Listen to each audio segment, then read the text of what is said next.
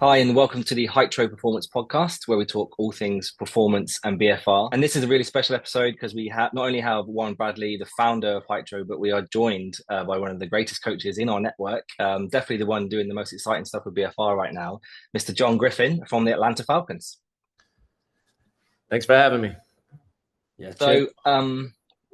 To kick us off, one of the things I think really important is we've seen you on our channels before, and obviously everyone knows all the great work you're doing. But if you could introduce yourself to any of the coaches that haven't had a chance to connect with you already, that'd be really good. Let us know a little bit about you, what your role Yep. is at the Falcons. Yep. John Griffin. I'm currently director of player performance at the Atlanta Falcons, going on my second year in Atlanta. Spent previous 5 years in the NFL, so my fifth year in the NFL. About 12th year working in collegiate sports and strength and conditioning, between collegiate and professional. So here I am, man. We're all based in the UK at Hytro Head Towers, and obviously really excited about the international games coming because it's the first time we get to kind of see that live action.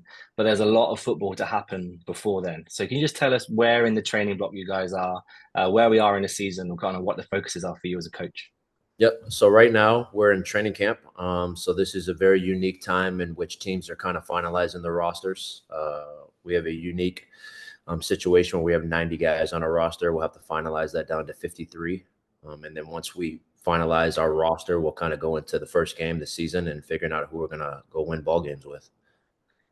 If you can, as a rookie, a little bit to the details of the sport, if you can Yep. tell us, it'd be really interesting to know when you go from that 90 down, how much of that is kind of like on a skill, team cohesion, do they get the playbook, and how much of it sometimes is around that kid's just not in shape, he's not just done maybe he's not done what we need him to do in camp. How do you make that cut?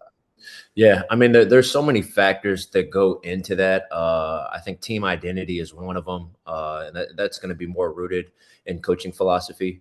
What do you want to do? What do you want to hang your hat on? What do you want to be good at? You probably need depth at specific positions, based off age or previous injury.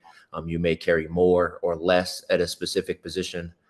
Depending on what style of football you want to play, again, you may carry more or less at a specific position. So I think ultimately it kind of hangs its hat on coaching philosophy, first and foremost, and then once you get down from there, then you start to kind of get to, is a player out of shape, in shape. But that's typically far and few in between in this league. Most guys are pros, and this is most kids' dreams. So effort is usually something you're not coaching on this level. You would hope so. In that case, actually, the one I'd really love to ask, and we ask this of a lot of the coaches who have been across, I guess, both tiers. Do you see or feel a big difference between the collegiate and the pro athlete and their approach to performance and training and recovery? Oh, most definitely, man. Once you become a pro, your body is your money. So the strategy in which guys take to take care of themselves, invest in themselves, not only mentally but also physically, it honestly is like an investment. And I think guys get around the pro level, they get around other pros, and they can start to figure that out pretty quick. So I think just the dedication it takes to be a professional player is significantly different from the collegiate ranks. So then, where we are now in the season, or in the training camp, are you looking at? Are we still building? Are we making gains, or are we just kind of keeping everyone injury free? Is recovery a big focus for you? That's a great question, man.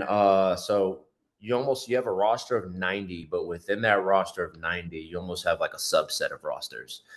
You have guys that are under contract that are going to be on your 53. You have guys that are kind of on the bubble. They may or may not be. And then you have some guys that are kind of far out, but they're still obviously trying to get some good film to either potentially make the roster or make someone else's roster. So the amount that those guys practice, train, and play is all different. And that's just, our organizational philosophy. So our guys that are on the roster won't play as much in preseason games. So towards the back end of the week, they actually have more time off, where we can aggressively train them. Whereas some of those bubble guys are a little bit in between, where you can obviously still kind of aggressively train them as well, with them maybe playing a little bit in the preseason games. And then you have kind of the bottom of the roster guys that are still trying to make a roster spot, who are not only practicing but playing in full games at the end of the week. So their training program kind of reflects more of an in-season model, where you're not aggressively trying to apply these stressors because the stressor of a football game exists for them. There's a huge amount of kind of different areas you've got to cover there, Griff. So how many staff do you have that work alongside you in the performance department? Yeah, I mean, directly within strength and conditioning, we have five, but I hate to silo it to just that.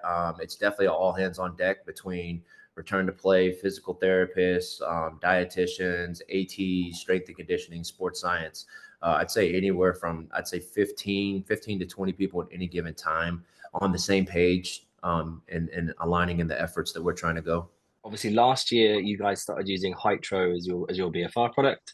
It'd be really interesting just to hear a little bit, just broadly, I guess, how do you as a coach individually look at BFR? Kind Yeah. of where in the training would you typically use it, and what's that been like for you last season?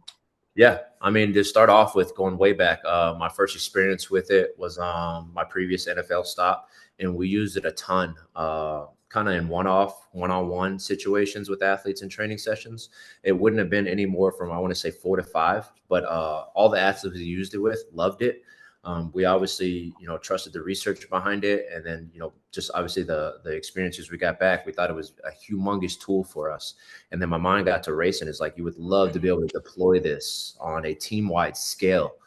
And it was just you couldn't do it just with some of the Delphi units that we had. It's just not something you could deploy or vertically integrate across the whole roster. And then I saw Hytro came along, and I met Warren, and immediately when he was talking to me about it, it was like there was there was a previous context of like this is a problem we've been trying to solve, and it's like this kind of fell in our laps. And then ultimately it's like, hey, we could probably figure out a way to deploy this among 50 guys, 90 guys at once in a training session. So I thought that was huge. Definitely filled the space, a void for us. But it's been growing, and we like it a lot. It's been really interesting, Rich, just from my perspective, speaking to the US coaches, particularly coaches like Griff. They're so forward thinking and innovative in the way they're deploying BFR or thinking about how to deploy it already. So when we came along, Griff was like, holy shit, you've solved the problem we've had for years, right? Yeah. But the education is already there. It's just now we service that with the product, which is really interesting. Yeah, and that's really interesting. So obviously BFR has been around for a long time. Different versions of BFR comes around to allow you to use it differently.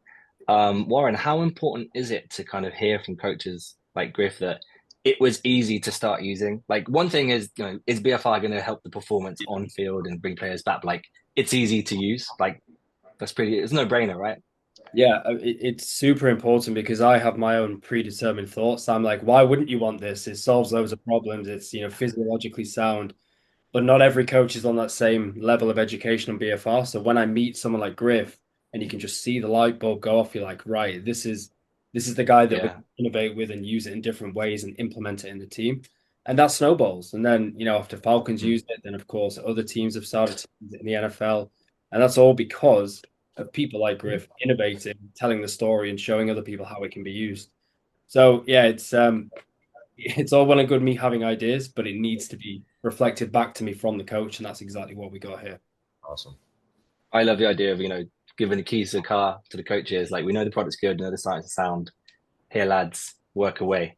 Griff, how important is it for you as a coach, especially at the level you're at, to when you're introducing new things, whether it's new modalities, tools, brands, products, like what's the mental checklist for you? Spoke already around maybe ease of use and is the research sound? Is there anything else that you're like, hey, it has to have this if I'm going to put it on my players? Yeah, I think one is simplicity. I think it has to be simple. If there's complexity around it with the players, it's difficult to execute. Two, I think that it has to fit within an existing framework that we already have in house. We're big on autonomy. We're big on frameworks. We're big on consistency throughout our program. So when Warren originally approached me about Hytro, like I think we already had a framework built in for where we thought we could phase this in, rather than just adopting a bunch of Hytro units and being like, where can we put this? Yeah. Similar to what he said, piggybacking on it. It's like we had avenues within our frameworks where like we know exactly where this is going to exist and how we can kind of vertically integrate this upstream. I think that's really, really important actually, because we know between us that BFR can enhance performance and recovery, right? But you need the frameworks and understanding in place first. So right now, what we're seeing is this, I guess, this wave starting to build around BFR, and Griff is an early adopter, essentially. in the next 5 to 10 years, every single team will be using it for recovery across the whole squad. But for now, we're building those cases and adapting the products to fit frameworks. So you spoke there about recovery. Griff, is there a particular area in the training where you're using BFR more? Like, yes, recovery. Do you use it for training lifting? Do you use it for priming? Do you use it for prehab? What does it look like for you guys? All right. So for us, we kind of the way we adopted it is we kind of went through these stages. So initially on, we would consider it, let's say, like beta stage, where we just test trialed it with coaches on staff and a couple players. Got positive feedback. Everything went well. Went back and forth with Warren. The next stage is what we call like phase one. So for us, it's like we could implement this in our what we call game day plus one. So it's kind of the guys just finished the game. They come in, they're going to train. We're trying to manipulate blood flow, get guys back to a state of homeostasis. That was our phase one. The next stage, once guys kind of get used to using it and build familiarity with it, would be phase two is like, how can we start implementing this within training? But we felt it was very important to kind of go through those steps. That way we could execute it not only as coaches, but as a team as well. Because we felt like if we kind of onboarded all of that too fast, it would have just been overwhelming for a lot of guys. So, we're kind of transitioning right into that phase two this year of the progression that I just mentioned. So I'm definitely going to come back to BFR, but if we park that for a second, are there any other tools, modalities that are like non-negotiable for you as a coach? Like they have to be in place when it comes to keeping athletes healthy, like in season, on the field all the time. What else is like your go-to tools? I'm probably going to sound very myopic and a little unorthodox in saying this, but for us, it's going to be fueling windows and sleep. And those are two things that believe it or not, a lot of schedules miss on across the NFL.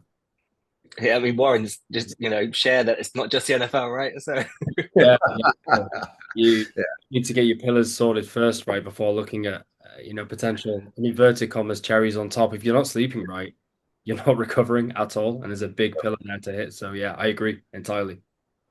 Yeah, and nutrition obviously so big for, you got some big boys lining up there. So I mean, what does that look like? How do you get athletes who are high muscle mass, high collision sport, like the demands for those guys in season, it must be crazy. So, what are there particular things you've got built in this season maybe to kind of like build on from last year?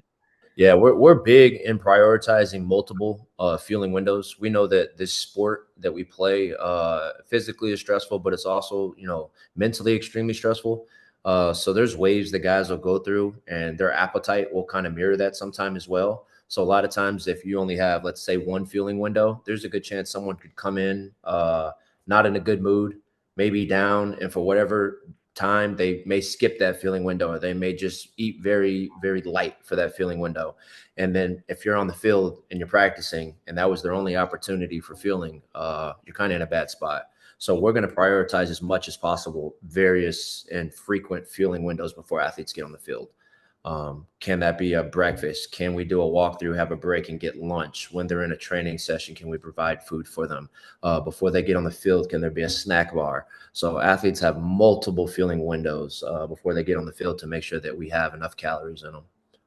Yeah, this stuff really excites me as well in terms of the research, because my background, obviously PhD in nutrition and sports science, I'm looking at BFR in a different lens, whereby we're seeing papers come out that show the increased absorption of nutrients when you do BFR, right? So can we do this at every fueling time point throughout the day as a quick dose of BFR to inject it into the tissues? Question mark. But these are the types of stuff that if we can prove to work, incredibly effective, right, for enhancing performance. Definitely. Yeah, like there's an academy based at Loughborough University that we're talking to about using BFR, and there's a few unions going into the Women's Rugby World Cup that some of the athletes shared with me, and this is my naivety, obviously not being a pro athlete, that like they finish and actually some of the guys or girls feel so hyped that they can't eat, or sometimes they feel sick post game, they just don't want to eat, so they'll eat later. So then sometimes the opportunity to fuel is gone, so they're left to their own devices. But they've been talking to Warren and hearing, and now we're seeing teams like taking their shorts to meal times because it helps that absorption. So anything you can do to quicken or improve the impact of post-workout fueling is competitive advantage, really, right? For sure, for sure.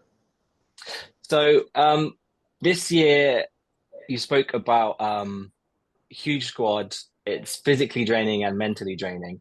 I wondered, is there anything you can share about how you track performance, both in training and during the season? Like, do the guys wear activity monitors? Yep. Do you record sleep? Do they come in and do anything more than just kind of like wellness tests? How do you get the guys feeling? Because we know that feel good, play good, and at this kind of level, that could actually be a huge difference. Yeah. So there's going to be a lot of, I would call it, quantitative measurements that we look at with a lot of guys. There'll be a lot of, some people will categorize them as KPIs in terms of performance. Obviously, the number one thing is going to be movement competency and their ability to play the sport.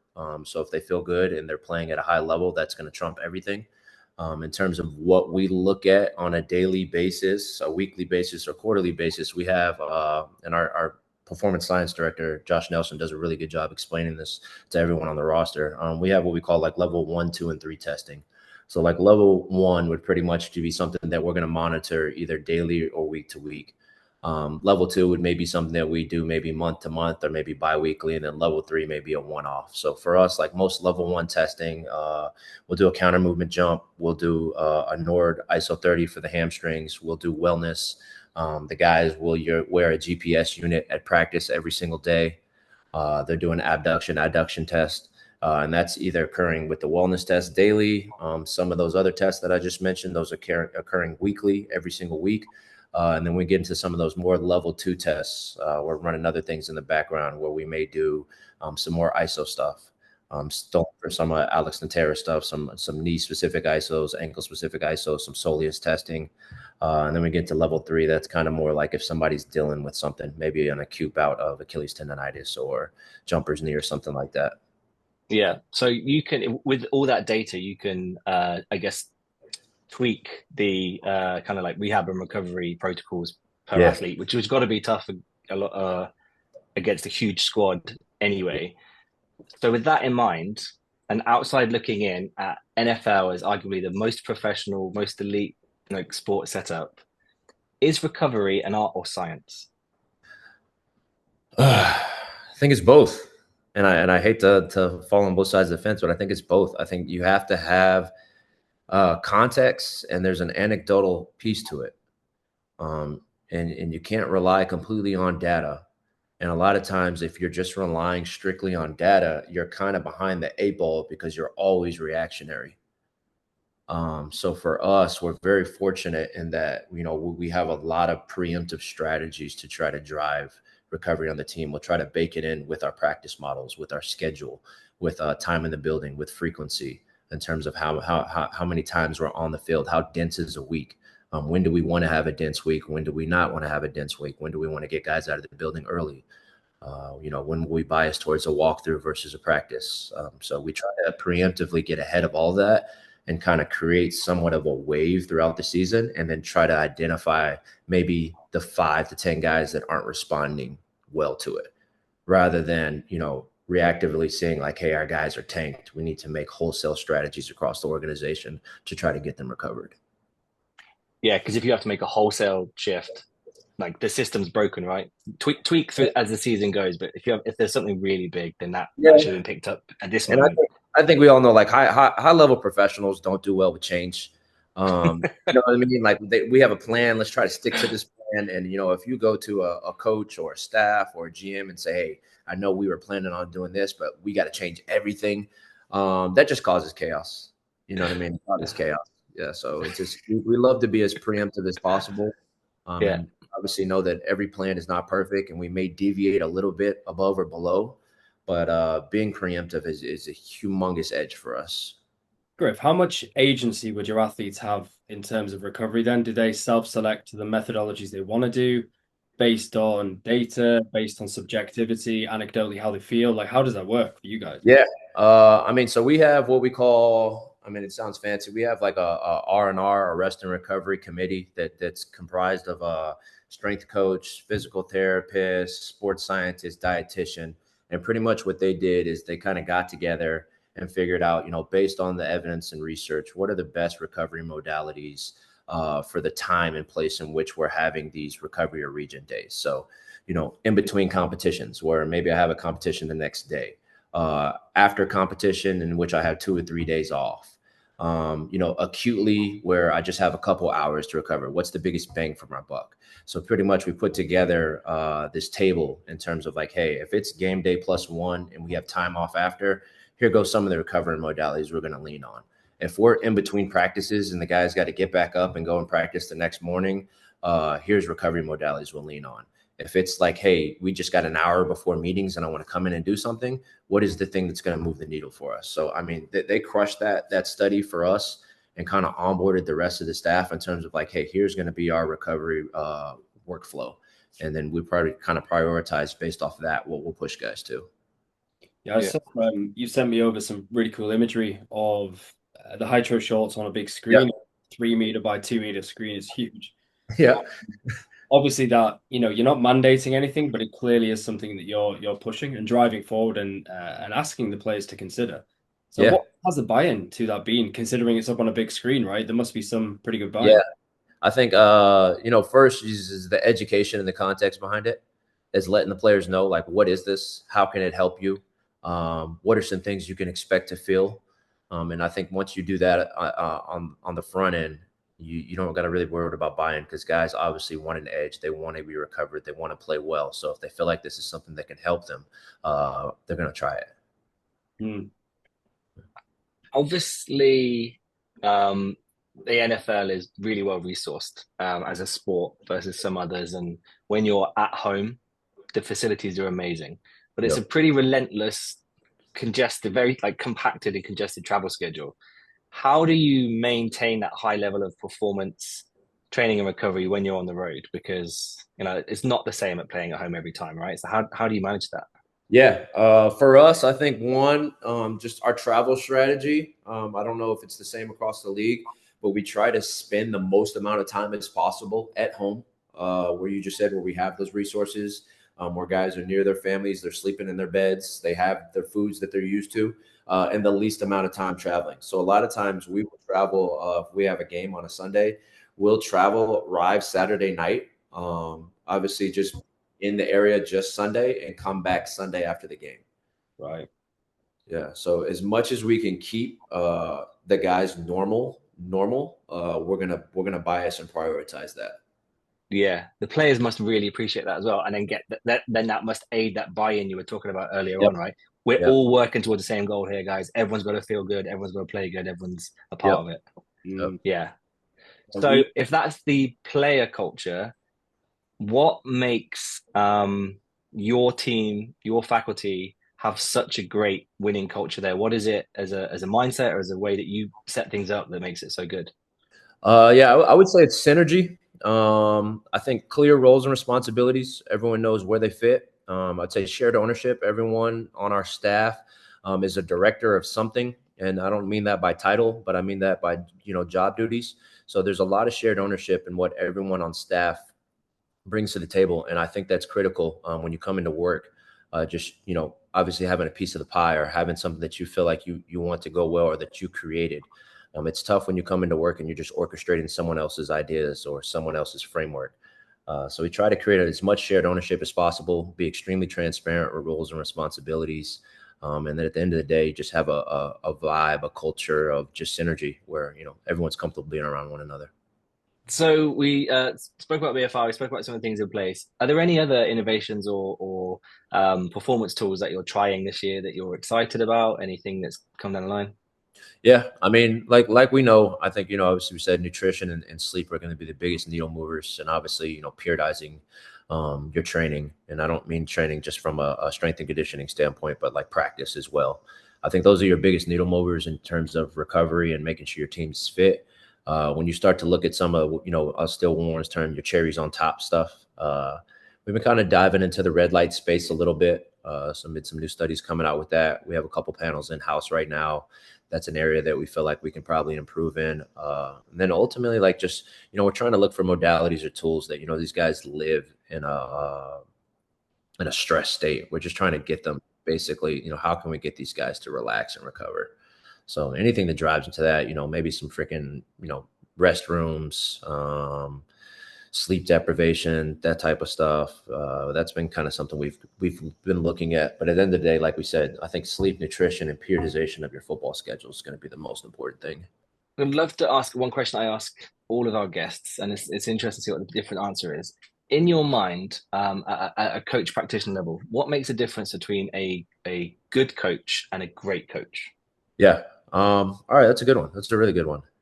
I think a good coach probably has a reference or a framework of coaching that has probably worked for them, or maybe a mentor that they came up with has worked for them, and they know how to either repeat it or implement it under their own style.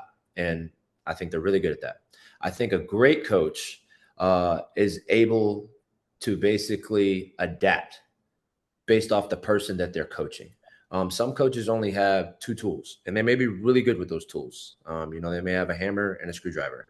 And if you don't fit within that hammer or screwdriver, you're just not going to have a really good relationship with that coach, or he's not going to really get through to you. But if you are a hammer or screwdriver, they do a really great job. Now, great coaches, I feel like, have multiple tools. They can coach 5 different people in a room 5 different ways. They can adapt based on what is my nucleus, what type of team do I have, and how do I need to coach this team.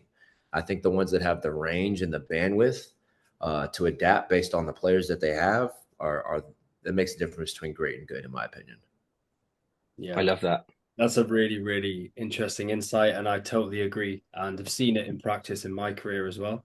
And what I've noticed as well, when we've, I guess, from the other side of the fence starting Hytro, is the coaches that get it are those types of coaches, the people who innovate and are willing to be flexible in their programming. And this is what we're seeing right here with Griff as well. Yeah. So I'm going to go back to a question right at the start around, we spoke very briefly about the jump from as an athlete from collegiate to pro. Yeah. And you got to be coachable. You got to take it seriously. Your body is your business at the pro level. So everyone, I guess, kind of buys in to a degree. Is there a significant jump as a coach and practitioner from collegiate to pro, or is it just bigger game, bigger paycheck, bigger athletes, or is it a different sport? I think there's a huge jump. And the reason I say that is, not to say that obviously you're developing kids, and that's very important, but you're working with athletes that are also assets. And you may be, asking an athlete to try something, or asking an athlete to go through a training template, or asking them to try a new modality that may be making $25 million this year. So to you, that's a $25 million decision, because if this athlete's not available, that's the questions are going to be asked. What did we do with him and why? So I think there's a humongous importance on, knowing what you're talking about, having an understanding, relying on, evidence-based practices in terms of, once we decide that we feel like this is the best play call for this athlete, we hang our hat on, we truly believe that. And obviously, like I said, these guys are not only players, but a lot of them are making a lot of money too. Yeah, that's interesting. Yeah, so I mean, again, you look from the outside in, and you're just like, kind of like NFL. It's always going to be bigger, faster, stronger. How do you make these guys bigger, faster, stronger, faster? Yeah, I imagine, and we touched on it very briefly, that injury prevention, because the cost of not having the athlete, it's not just how good can we make the athlete, but the cost of not having the athlete is like dire, right? Insurmountable, man. Insurmountable. And obviously it's a contact sport, and there's things that are out of your control, but there are things that are in your control, and that you want to make sure, are you on top of that? You don't want to just, hey, I've taught this athlete how to squat below parallel, and, we got their squat max up 30%. And it's like, hey, he's got a contour defect and he's not supposed to be, dropping below 90. And now his knee flares up and he's not available for a game. Like, those are things you got to be aware of. And you got to have strategies to continue to train this guy within the frameworks of what they're dealing with. And more than likely, if an athlete has spent time in the NFL and has been successful, they have age, they have mileage, and more than likely they have previous injury and surgeries. So everyone that is good in the NFL, you probably have an untraditional training methodology in the way that you're training them. Great. Due to the kind of increased financial risks associated with a $25 million athlete versus someone on nil in college, although I'm hearing they get up to $1 million now, which is pretty good. Yeah, a lot of those guys are making a lot of money now, man. Pretty mad, isn't it? Awesome at the same time. But do you think there's more scope for innovation in a college setting because it's not as risky? Or do you think it's down to the coach, as you said, being a great coach and innovating no matter what, Yeah. despite financial implication? I wouldn't say it's not necessarily not as risky from a monetary standpoint. I just think that when you look at the factors that make it more risky in the NFL, like I mentioned, you talk about age, previous injury is the biggest predictor for future injury. And then you talk about mileage. Every guy in the NFL has that. So I think the risk goes up with some of the play calls that you make. Whereas in college, most of those guys are young. They don't have previous injury. There's not a lot of mileage. So even if you make the wrong play call and maybe a training template, I think some of those guys will still persevere despite. But with that said, I do think that the collegiate game is growing in terms of their ways in which they're training athletes, because you're starting to see it when athletes come in as rookies. They have a lot larger foundation in terms of training styles. I think, also social media is doing that too. They just have proximity to a bunch of different stuff that other guys are doing or their pros are doing now. So I definitely think the innovation across all landscapes is expanding. I think as well, there's a lot of cross pollination between the coaches, between college and NFL. So like Mitch Cholowinski, obviously a friend of both, he's a great dude over at Nebraska Huskers, and like you guys are in cahoots. In fact, I think you introduced us. So Yeah. like there's obviously cross pollination and idea sharing all the time happening. So they're probably closer than what other people imagine. Yeah, you're right. You're definitely right about that. Does that happen at the league level as well? Is there does one team say, "Hey, we have the secret sauce, get away"? Is there gatekeeping information? Like, do you wish there was more, less? Some do. At the end of the day, like I think, when you look at design or templates or programs, I feel like they're overrated, because at the end of the day, like, execution is where it happens. So I'm extremely transparent with anything that we do internally, but I know executing it is the most difficult part. We can sit up here and periodize whatever we want, create a schedule, create a template, have recovery modalities, but if we can't execute it at a high level, it means nothing. And I think the execution is the secret sauce. So, some people will gatekeep, certain templates or, plans or designs, but at the end of the day, like the execution and the manufacturing of it is the most valuable piece to me. Yeah, but it's something we've been speaking a lot about internally recently, like meeting the coach where they're at, meeting the athlete where they're at to make sure something can be deployed simply and effectively. If you don't handhold and show them how to do it, it's just another product that's not embedded. It's important, right? The execution is the most important part. So, Griff, conscious of your time, you're actually joining us here on a Sunday for everyone who's listening. So, thank you so much for that. And it's a very, very busy period in the season.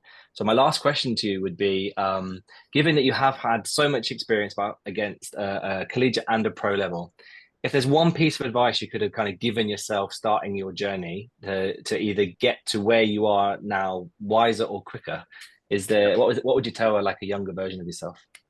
I'd say, hang your hat on being a generalist. I think a lot of us aspire to specialize in a specific space when it comes to performance, whether that be sports science, training, speed.